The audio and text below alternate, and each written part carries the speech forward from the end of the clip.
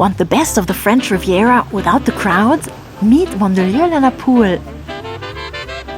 Just minutes from Cannes, but way more chill, this hidden gem has sandy beaches, an impressive castle, a lovely coastal trail, and right now, tons of gorgeous mimosas in bloom. Whether you're here to relax or explore, we've got the best things to do, plus some local insider tips you won't want to miss. Let's dive in. Mandelieu-La Napoule, let's just call it Mandelieu, that's easier, is the perfect base for your trip. Right on the coast, close to all the action, but just far enough to keep things chill. Mandelieu is one of the places on the Côte d'Azur famous for its mimosa forests, and when they're in bloom, it's pure magic. That's why we had to put them at the top of our list. If you want to see Mandelieu covered in golden blossoms and smelling amazing, now's the time to come.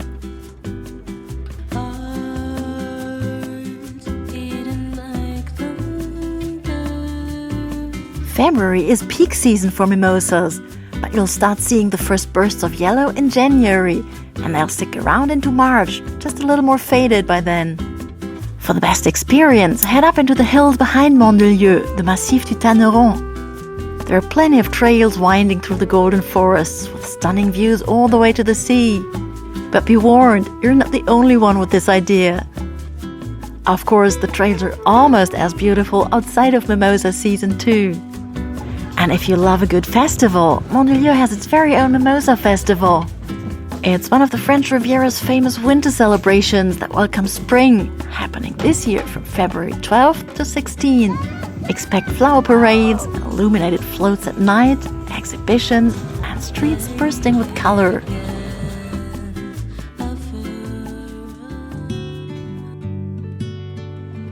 Number 2 on our list, Mandelieu's beaches. We think they're some of the prettiest on the Côte d'Azur. They're sandy, set in beautiful bays, and some are even secluded, so they don't get too crowded in summer. Our kids basically grew up at Plage Robinson, right next to Plage du Sable d'Or. And just so you know, this is what the beaches look like in summer, from April to October. Right now though, they're in their winter mode. The sand is piled up to keep it from washing away, and winter storms have left driftwood all over the place. When we filmed this video last Sunday, early February, the sun was supposed to come out, but to our disappointment, it just didn't. At least not until late in the afternoon. So yeah, a lot of the places we're showing you today don't look as stunning as they would under a bright blue sky. But don't worry, we quickly came back the next day to grab some sunny shots, so if you notice the lighting changing throughout the video, that's why. Anyway, back to the beaches. The 3 main beach areas going from east to west are number 1, Robinson and Sable d'Or, right where the Siagne River flows into the sea. There's a volleyball court, lots of water sports in summer, and 2 great beach restaurants that stay open all year, Playa Chica and Calamia. The only downside? Small planes and helicopters take off right above you every couple of minutes, and they're not exactly quiet. Number 2, the beaches around the Château, the bigger Plage du Château and the smaller hidden Plage de la Raguette, a real insider tip. It's a bit tucked away, but super cute. And number 3, Plage de la Rague, next to the port of the same name. It's also nicely secluded under the red cliffs that hint at the nearby Esterel Mountains. There's a volleyball court here and another great restaurant, Bahia Plage, which is open almost year-round. Mandelieu is all about boats, which brings us to tip number 3.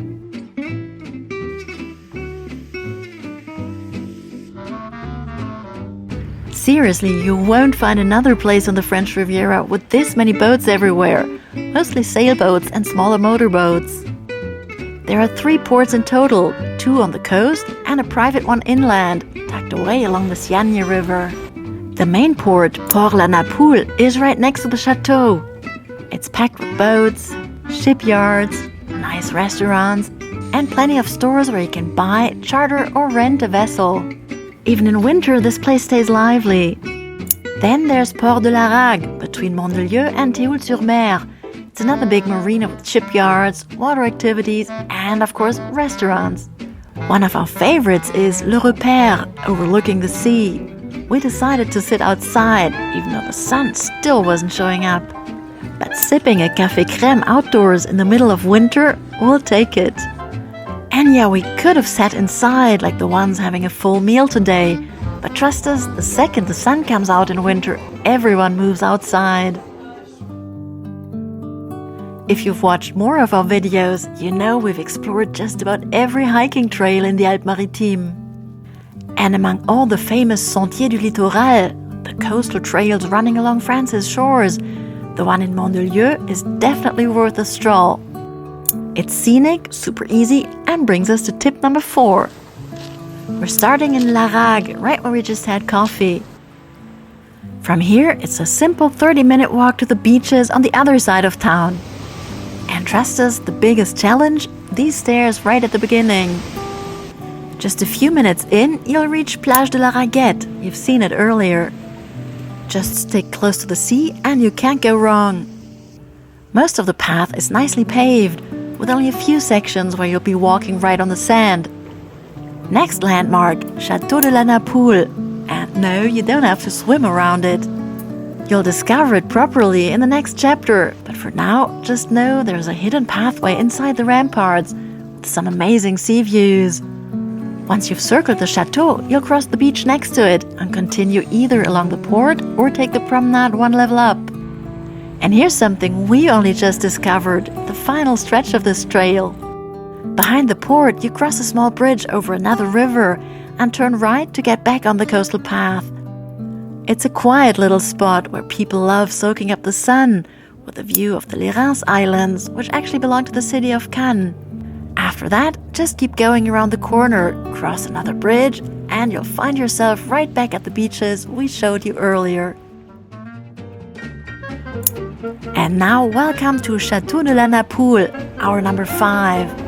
Anja and I got special access today, even though in winter the place is mostly closed to the public. Back in 1284, this was already home to a medieval fortress, destroyed and rebuilt countless times, until 1918, when American artists Henry and Marie Clouse bought what was left of it. Only 2 original towers had remained, and they spent the rest of their lives restoring and transforming the place into an artistic retreat. In 1951, Marie founded La Napoule Art Foundation, opening the chateau to artists and art lovers. To this day, thanks to the foundation, around 60 artists from all over the world come here every year to live, create, and exchange ideas. Several of Henry and Marie's descendants are still involved in keeping this unique place alive.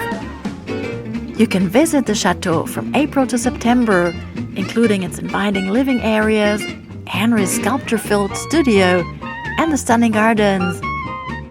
Check the description below for details. It's also available for weddings, and in summer, concerts and other cultural events take place here. There's a whole fleet of boats ready to take you out on the water in Mandelieu-La Napoule, so let's dive into number 6. Whether you're up for whale and dolphin watching, or want to rent a boat yourself, license or no license, you can do it here, at least in the warmer months. And of course, there's a ferry that'll take you to some amazing spots like Sainte Marguerite Island off Cannes, Saint-Tropez, or even Monaco. This is where the ferry takes off between mid-June and mid-September, right from the spot at the far west end of the main port of La Napoule.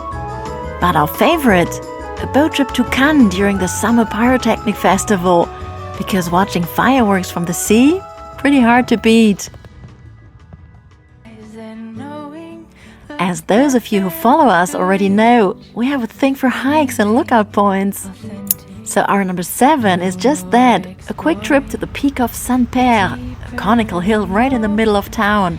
And as you can see from here, Mandelieu is surrounded by endless forests and the Estoril Mountains. You can either walk or drive to the starting point at the base of the hill, and from there it's about a 20-minute climb through Mediterranean vegetation and past ancient ruins to reach the top. From up here you get a stunning 360-degree view of Mandelieu and beyond, from the now snow-covered Alps in the background to the sea stretching out in front of you. And from the peak of San Peyre, we're taking you straight to another gorgeous natural spot Mandelieu has to offer. Our number 8, the banks of the river you've seen before, the Siagne. Of course, it's home to countless boats, but more importantly, it's the perfect spot for all kinds of outdoor activities.